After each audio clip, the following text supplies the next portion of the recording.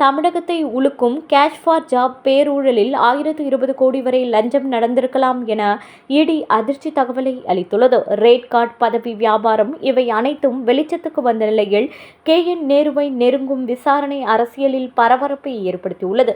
தமிழக அரசியலை அதிர வைக்கும் ரகசியங்கள் ஒன்று ஒன்றாக வெளிவந்துள்ளது.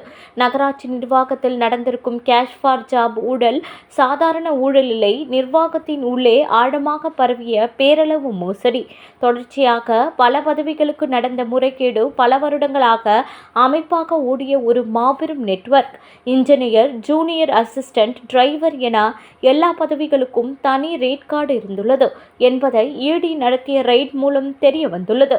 மொத்தம் 1020 கோடி வரை லஞ்சம் மற்றும் முறைகேடு நடந்திருக்கலாம் என்ற கணக்கு அமலாக்கத்துறையிடமிருந்து வெளிவந்திருக்கிறது. இந்த வழக்கின் விசாரணையில் வேகம் இப்பொழுது அதிகரித்துள்ளது.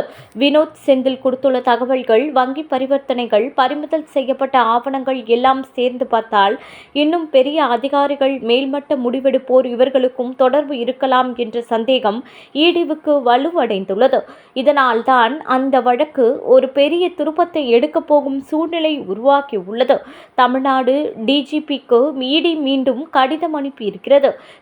நேருவை நெருங்கும் விசாரணை இப்பொழுது அரசியல் வட்டாரத்தில் பேசப்படும் முக்கியமான செய்தியாக இருக்கிறது.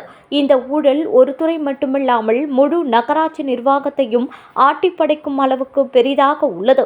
யார் யார் இந்த லஞ்ச ஊழலில் பங்கு பெற்றார்கள், யார் யாருக்கு பணம் போயிருக்கிறது என்ற முடிவுகள் அரசியல் ஆதாரத்தோடு எடுக்கப்பட்டுள்ளன. இந்த எல்லா கேள்விகளுக்கும் பதில் தேடிதான் இடியின் அடுத்த கட்ட விசாரணை நடவடிக்கை தயாராகி வருகிறது.